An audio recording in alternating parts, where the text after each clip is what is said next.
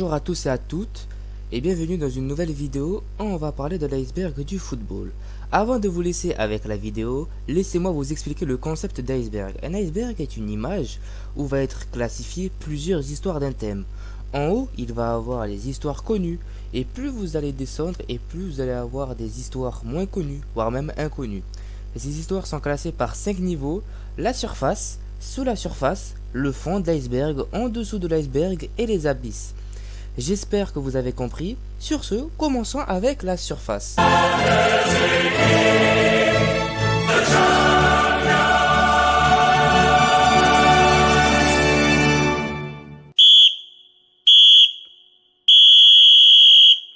Le Sheffield FC est le premier club de football. Il a été inventé en 1857. Ce club aura gagné le trophée FA Amateur Cup en 1904. Après avoir évolué en Yorkshire League de 1949 à 1982, le Sheffield jouera en 2011-2012 en Northern Premier League, la D8 anglaise. Elle joue actuellement en NP2 Division 1 South.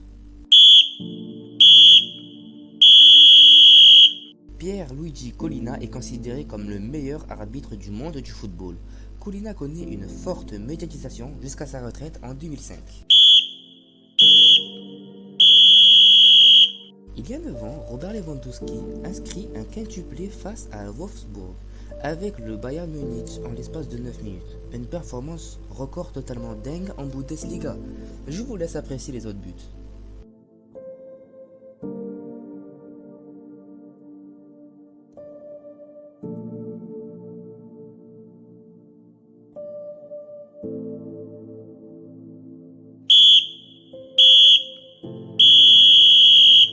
En 2003-2004, le club anglais Arsenal gagne la Premier League, la FA Cup, la Carling Cup. Ils font l'exploit de faire une saison entière sans aucune défaite. Ils reçoivent un trophée en or et sont appelés les Invincibles.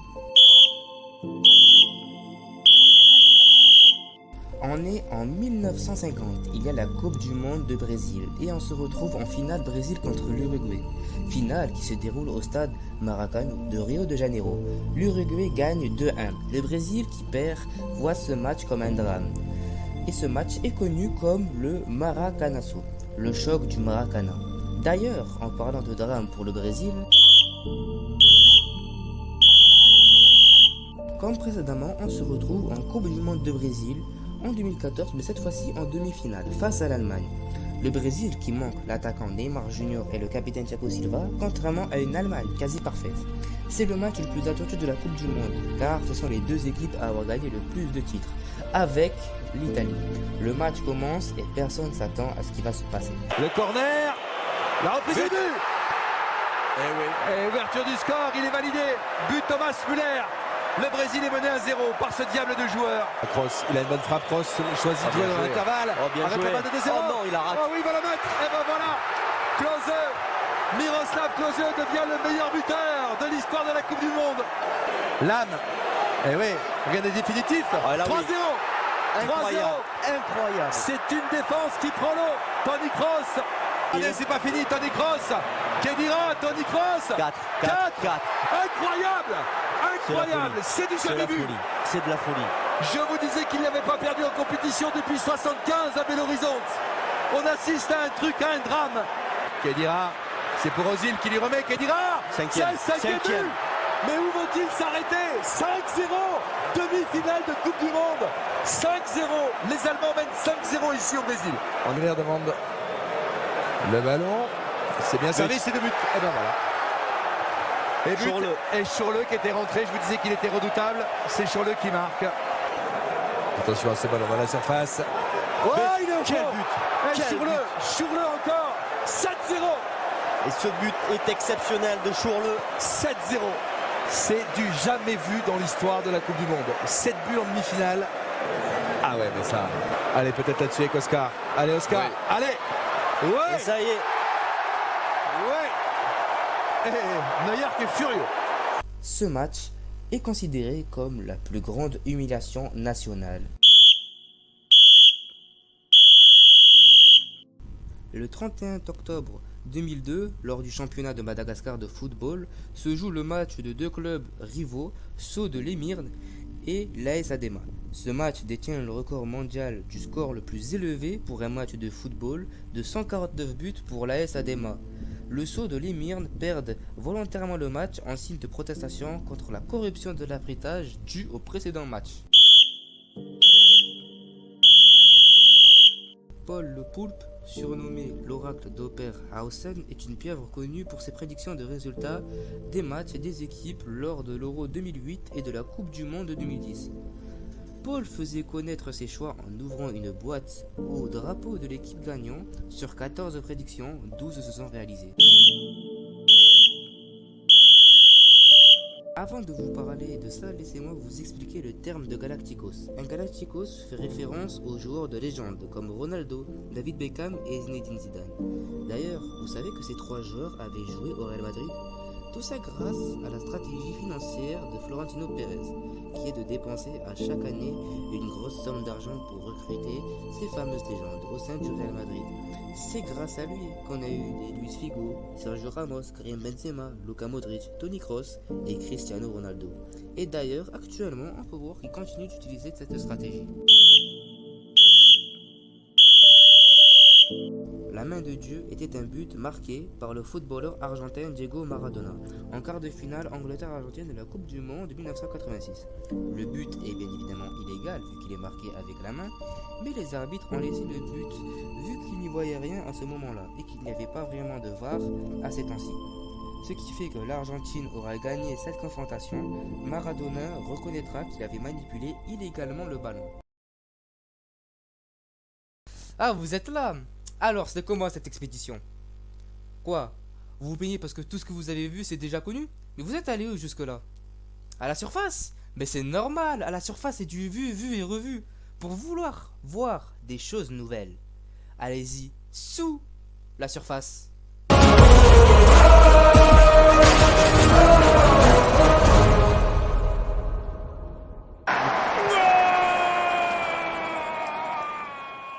Le stade du 1er mai est un stade omnisport situé à Pyongyang en Corée du Nord.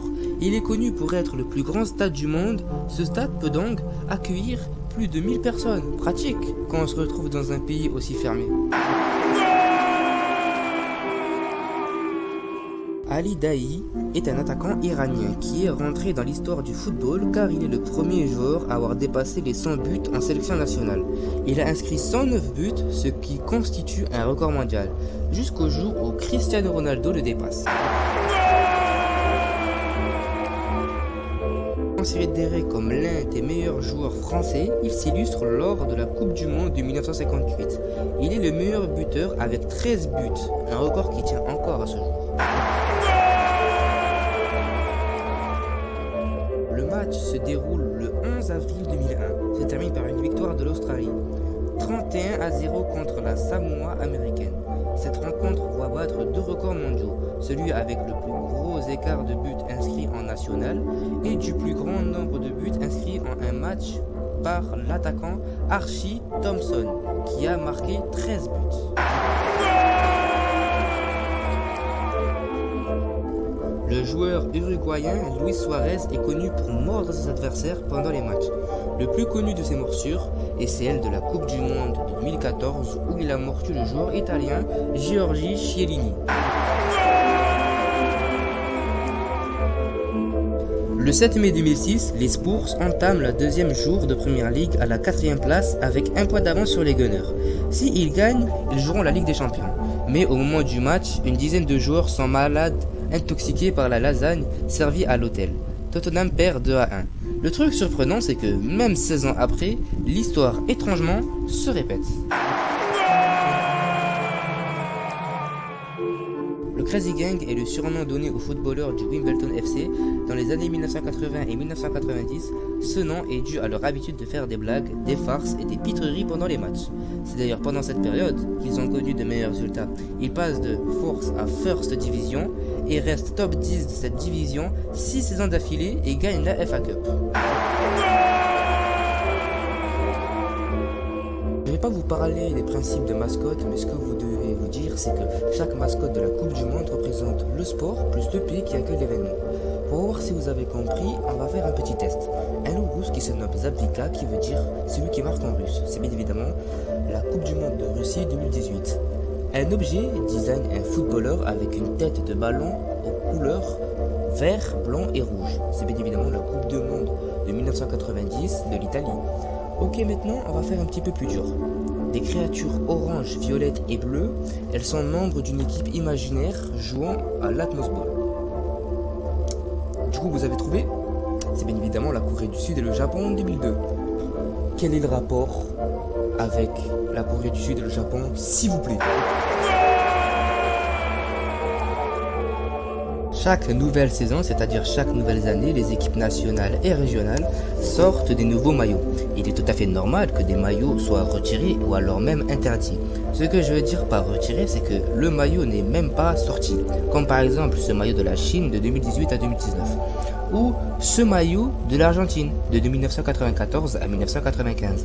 Et les maillots interdits sont des maillots qui sont apparus mais que la FIFA a interdits parce qu'ils enfreignaient certains règlements, comme ces deux maillots du Cameroun.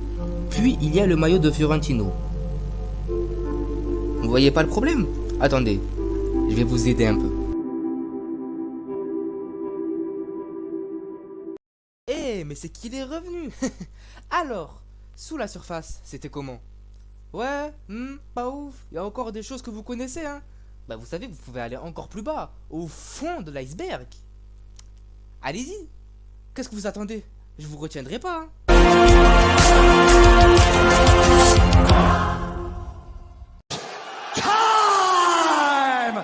Le Bangkok Bravo FC est le club de football le plus ancien du monde occidental et a aussi le nom de club le plus long du monde. Je vous l'affiche sous vos yeux. Voilà. Wilson Ray Perumal est connu pour être un truqueur de match. Il a truqué pas mal de matchs et des joueurs. Le Zaïre, l'ancien Congo, joue un match de Coupe du Monde 1974 contre le Brésil. Un joueur a bizarrement défendu un coup franc. Cette action leur valera un carton jaune. Lorsqu'un joueur marque, il peut arriver que des joueurs fassent une célébration. Et il peut aussi arriver que des célébrations soient interdites, comme le fait de retirer son maillot lors d'un but. Les célébrations peuvent être sanctionnées pour des raisons politiques, civiques ou même... Peter Shilton est un gardien de but qui détient le record de sélection nationale. Il a joué 3 Coupes du Monde, 2 Championnats d'Europe et a gagné 2 Coupes d'Europe avec Nottingham Forest. Il a la rare particularité d'avoir joué 100 matchs à 5 clubs différents. Lev Ivanovich Yashin est un gardien de but soviétique.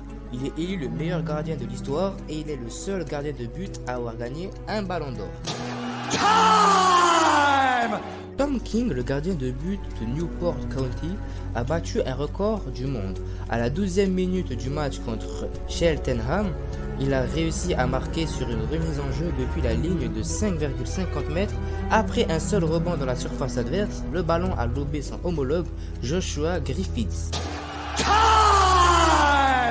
C'est pendant un match de la Ligue de Turquie que se jouera Trabzonspor contre Fenerbahçe. Et durant ce match, le joueur Emre Belözoğlu taclera un joueur adverse, ce qui lui coûtera un carton jaune. Le joueur qui a été taclé, Didier Sokora, a été victime de racisme envers Emre, qu'il a insulté de je ne vais pas dire ça sinon ma chaîne YouTube c'est ciao, devant l'arbitre, qui ne l'a pas entendu. Cependant, l'équipe de Didier Sokora ne laissera pas ça impuni. Lors du match retour, Didier ne saluera même pas Emre. Et lorsque le match commence, la vengeance va se déclencher.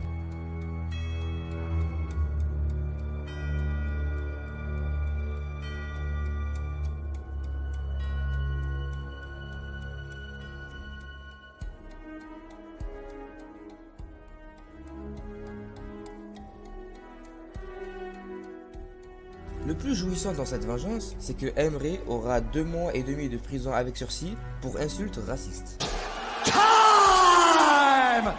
On est en Coupe du Monde de 1982 et on va s'intéresser à l'un de ces groupes. Le groupe de l'Autriche, l'Allemagne de l'Ouest, le Chili et toute nouvelle l'Algérie. qui jouera son premier match contre l'Allemagne. Les Allemands qui se sont moqués d'eux car ils sont tout nouveaux en disant le 6e but pour mon chien. Ou si je perds, je fais tout le tour du pays. Eh ben, rira bien qui rira le dernier. L'Algérie gagne son duel 2-1, mais l'Algérie perd son duel face à l'Autriche et regagne son duel face à la Chine. Elle finira deuxième ex-aequo avec l'Allemagne. Si l'Allemagne gagne face à l'Autriche, elle passera au deuxième groupe. Si elle perd, l'Algérie sera le premier pays africain à être allé plus loin que les poules en Coupe du Monde. Le match commença, l'Allemagne marque à la 10e minute, puis plus rien. Pas de passe, pas d'attaque, rien pendant 90 minutes. Vous l'avez compris, ce match est truqué. L'Allemagne sera même huée par ses propres supporters, contrairement aux joueurs algériens, qui sont acclamés et honorés que pour les battre, il faille venir à cette méthode. Vous revoilà et vous me dites que vous avez trouvé ce que vous voulez. C'est super. Alors, quoi? Vous en voulez plus? Encore? Ben dans ce cas, il faut aller en dessous de l'iceberg.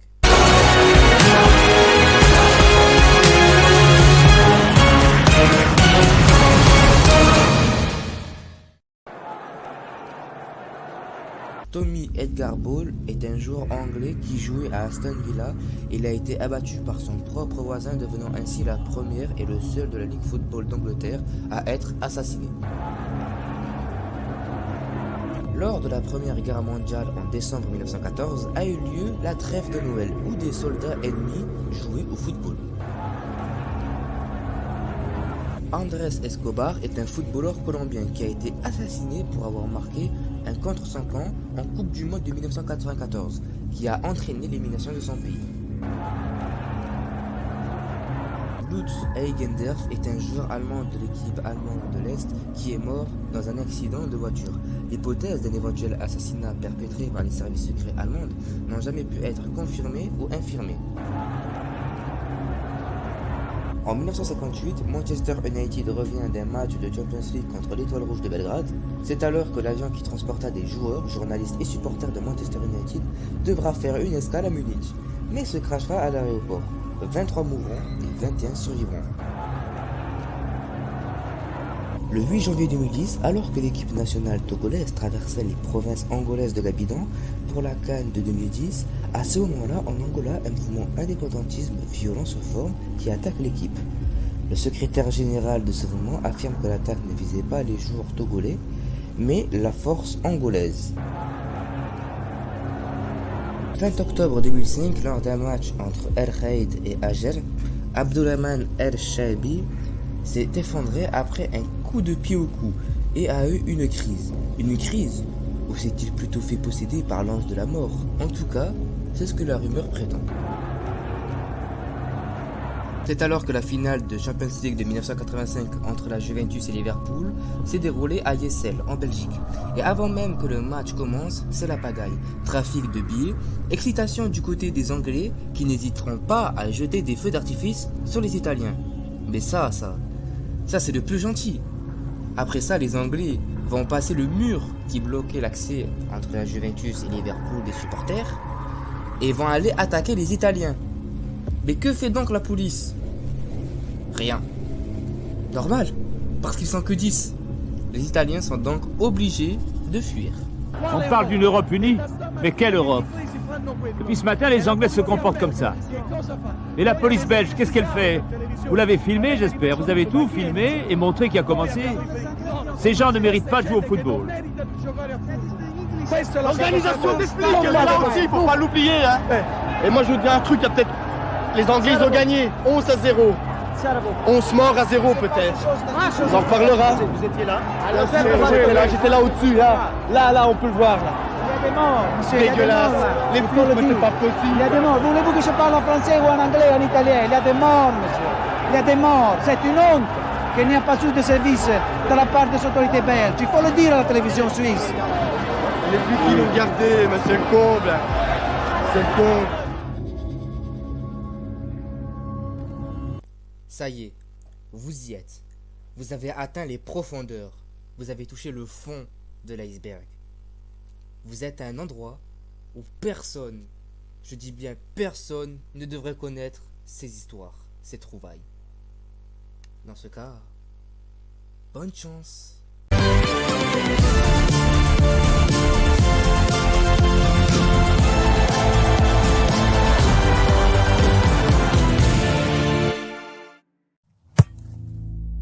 Le 1er février se joue le match entre El Masry et El Ahly, deux équipes égyptiennes qui se jouent au stade au port de Saïd, où il y a eu une émeute contenant 74 morts et 500 blessés.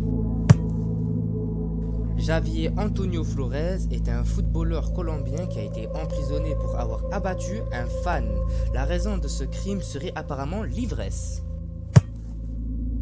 Au premier tour des éliminations de la Coupe du Monde de 1994, la Zambie a terminé première et devait donc jouer le deuxième tour. L'avion qui transporta l'équipe de la Zambie qui devait jouer contre le Sénégal s'est écrasé à l'océan Atlantique, à 500 mètres du Gabon. Il n'y a donc eu aucun survivant. Otávio Jordão da Silva est un arbitre de football brésilien de 20 ans qui a été, je ne dirai pas ces mots, sinon ma chaîne YouTube, encore une fois, ça sera ciao, par des spectateurs après avoir poignardé un joueur. Le 27 octobre 1998 ont lieu deux affrontements d'équipes de Congo, ce sont le Bazenga et le Bena Tchadji. Alors que le match était à égalité de 1-1, la foudre s'abat sur le terrain qui fait 11 morts, ce sont les joueurs de Bena Tchadji. L'autre équipe n'aura même pas d'égratignure.